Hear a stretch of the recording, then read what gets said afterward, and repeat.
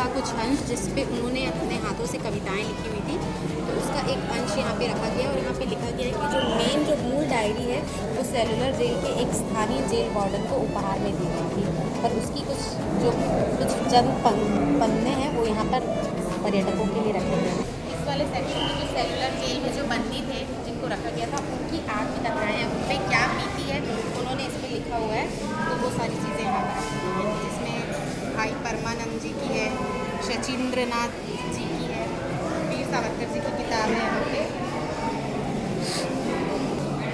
और ये cellular jail का मॉडल है, जो मेन जो जेल है उसकी एक छोटा सा मतलब उसको बना के रखा गया है यहाँ पे, जिसमें एक एक चीज़ जो जेल में थी वो आपको देखने को मिलेगी। ये मेन एंट्रेंस है, जो बिल्कुल अभी जैसा मेन एंट्रेंस है जहाँ से हम आए हैं, ये बिल्कुल वैसा ही है। उसके बाद ये आपको इसके जो 7 विंग्स हैं वो नज़र आएंगे।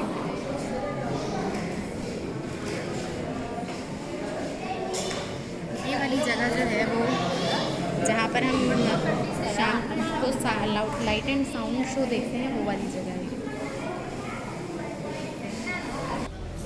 और ऐसा बताया गया यहाँ पे कि ये जो स्वतंत्र ज्योति है वो दूसरी ज्योति है, उसे ये 24 घंटे पूरे साल 365 दिन जलता रहता है, और इसे जलाने के लिए जो इंडियन ऑयल कॉर्पोरेशन है वो फ्री में गैस सप्लाई करता है। और ये है वंदे मातरम जोत, ये दोनों ही जोत जो है 365 दिन जलती रहती है, सभी मौसम में, हर दिन रात बिना रुके हुए।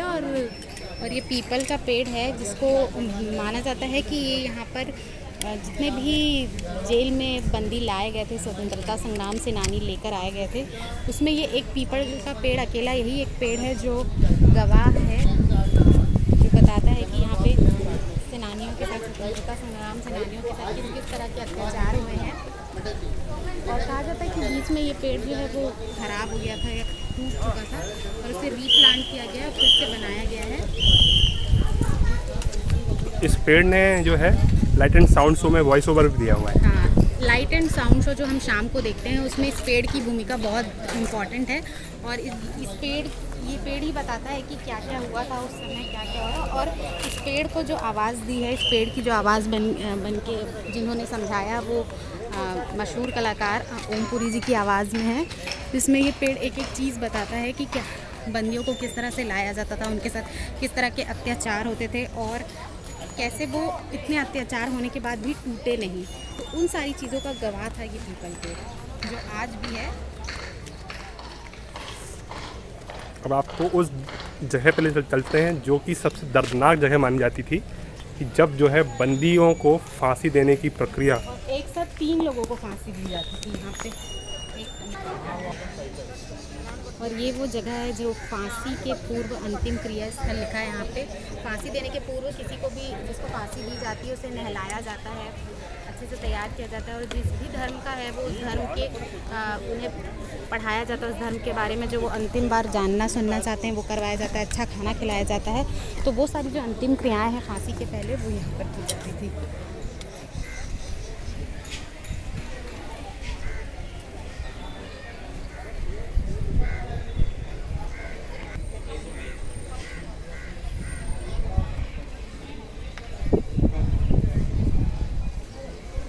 ये है सेलुलर जेल का फांसी घर, जो सबसे ज़्यादा अंदर तक छूने वाला है। यहाँ आएंगे तो आप फील कर पाएंगे उस चीज़ को। यहाँ अंदर फांसी दी जाती थी, और बताया जा रहा है कि ये पहले जो ये पूरा खुला हुआ था, अब इसे बंद कर दिया गया है। जो ये पहले ये जो बने हुए हैं, ये पहले पूरा खुला हुआ था। तो ये है मेन फांसी घर, जहाँ एक समय में 3 लोगों को फांसी दी जाती थी। और आप देख सकेंगे कि ये जो रस्सियाँ हैं ये बस नहीं है, बाकी ये जो ऊपर का बीम है, पिलर बना हुआ है, ये लीवर, ये सब कुछ वही पुराना है। आज से 100 साल 150 साल जितने साल पुरानी ये जेल है उस समय का है ये, और अभी भी वैसा है। यहाँ एक समय में 3 लोगों को फांसी दी जाती थी, और ये 3 पाटे बने हैं हुए हैं। यहाँ लटकाया जाता था, और लटकाने के बाद सीधा जो है कैदी नीचे चला जाता था। और यहाँ से ये मेन फांसी घर है, यहाँ से हम नीचे चलेंगे तो ये देखिएगा कि किस तरह से यहाँ लटकाया जाता था, और लटकने के बाद जो कैदी है वो कहाँ जाता था।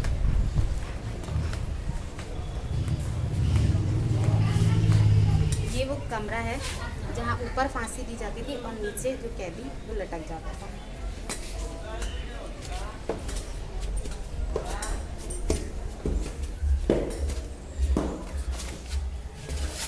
ये देखेंगे आप, इतना छोटा सा ये जो कमरा है, ये 3 जो पार्टी बने हुए हैं, वहाँ से फांसी दी जाती थी और ये नीचे आकर कैदी लटक जाता था।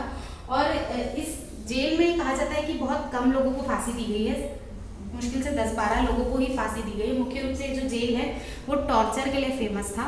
यहाँ पे लोगों को इतनी यातनाएं दी जाती थी कि उन यातनाओं के कारण उनकी डेथ होती थी, ना कि फांसी देने का। फांसी बहुत ज़्यादा जो बड़ा जो जुर्म होता था, बड़ा जो दोष होता था, उसके लिए फांसी देने का प्रावधान था। बाकी ये जेल में अधिकतर लोगों को सिर्फ तोड़ने के लिए, उनका जो हौसला था, उनका जो जज्बा था, उसको तोड़ने के लिए ये जेल बनाई गई थी। और यहाँ पर आप महसूस कर पाएंगे कि किस तरह से जब उनको लटकाया जाता था और जो आखिरी समय होता था वो कैसा होता था। यहाँ पर आप फील कर सकेंगे उस एक दर्द को। अब कहाँ चल रहे हैं? और वहाँ जहाँ पे जिस तरह की यातनाएं दी जाती थी, जो उनसे काम करवाया जाता था, जो सज़ा दी जाती थी, उसकी कुछ यहाँ पे मूर्तियाँ बनी है, वो देखने जाएंगे।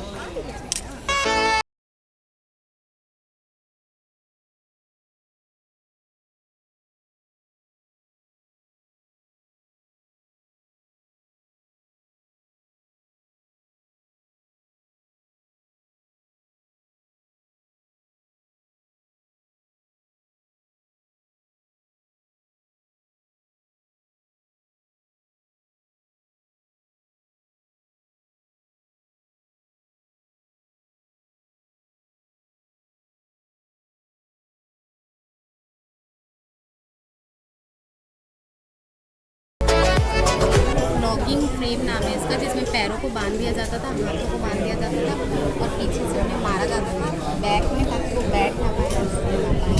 और उनको मारने वाले इंडियंस ही होते थे। और यहाँ एक और चीज़ पता चली कि यहाँ कैदी जो है वो 2 तरह के आते थे। एक जो स्वतंत्रता संग्राम सेनानी थे, पॉलिटिकल इश्यूज पे थे, और दूसरे वो जो किसी क्राइम को करके आते थे। जो क्रिमिनल्स, जो प्रिजनर्स थे, वो जो इन पॉलिटिकल प्रिजनर्स थे उनको वही मारा करते थे। उनको जो क्रिमिनल प्रिजनर्स थे, जिनका दिमाग कम था, शरीर खट्टा खट्टा रहता था, उनको ये काम दिया जाता था कि वो फ्रीडम फाइटर्स को मारे, उन्हें सज़ा दे, यातनाएं दे। और ऐसा करते समय दूसरों को ये दिखाया जाता था कि अगर काम पूरा नहीं होगा तो ये किस तरह की सज़ा देंगे।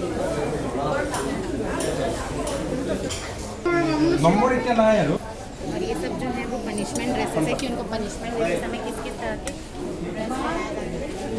क्रॉस बार पैटर्न, जिसमें पैरों को क्रॉस करके चैन और ये बड़े बड़े लोहे के रॉड बांध दिए जाते थे, जिससे उन्हें चलने में तकलीफ हो और उनके पैर में जो रॉड के घिसाव से घाव हो जाए।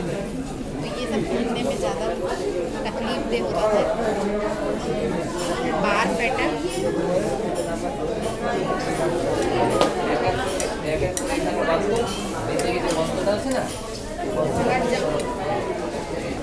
रात को जब लाइटर साउंड होता है तो ये सारी लाइट्स जलती परछाई। और ये ऑयल मिल है, जिसमें जो कोल्हू की तरह जो तेल निकालने का काम है वो यहाँ दिया जाता था। सरसों के तेल, इनको एक दिन में 10 टन तेल निकालना होता था।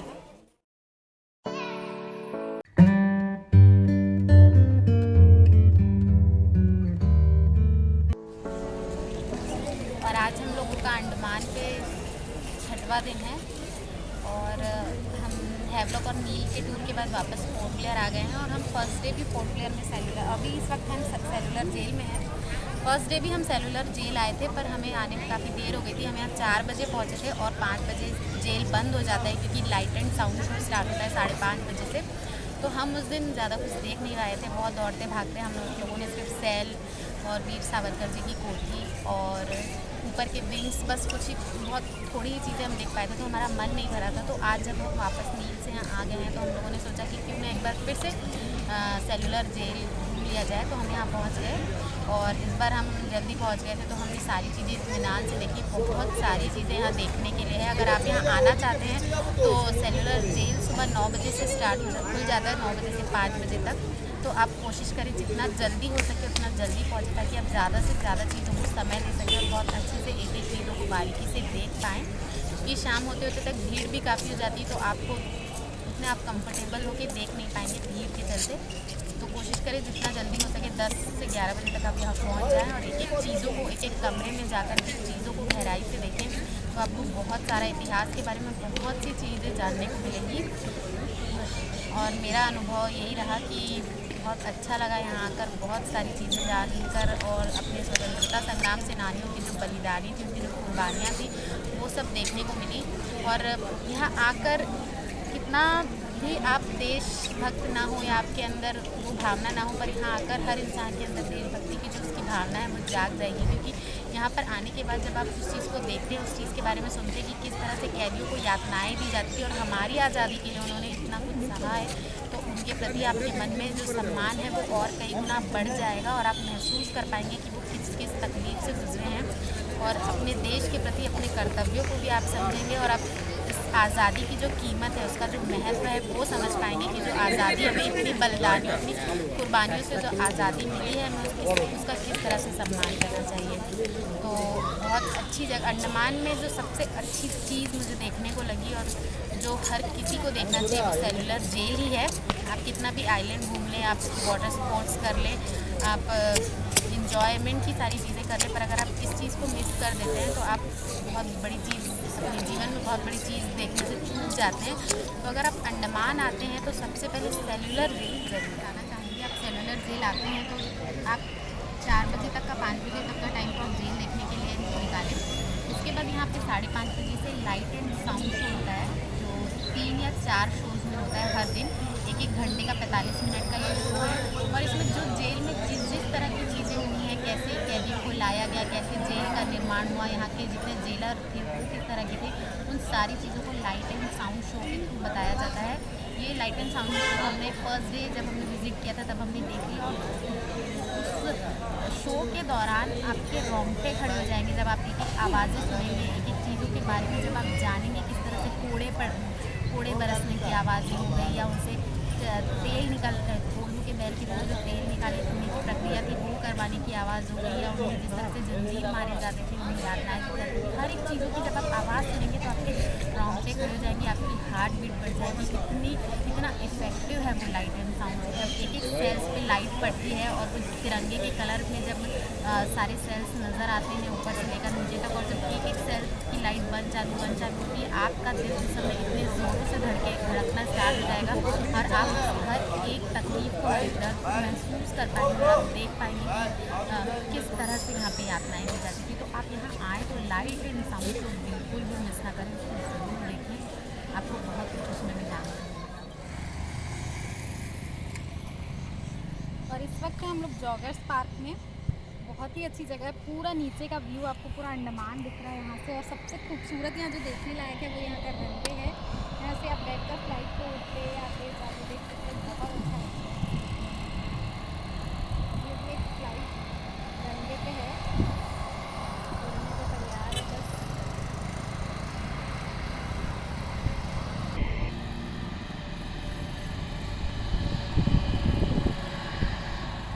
और ये है सागरिका एम्पोरियम जो गवर्नमेंट की तरफ से है, और अगर आप अंडमान आते हैं और आपको कुछ भी ख़रीदना है तो आप कोशिश करिए कि आप सागरिका से ही लें।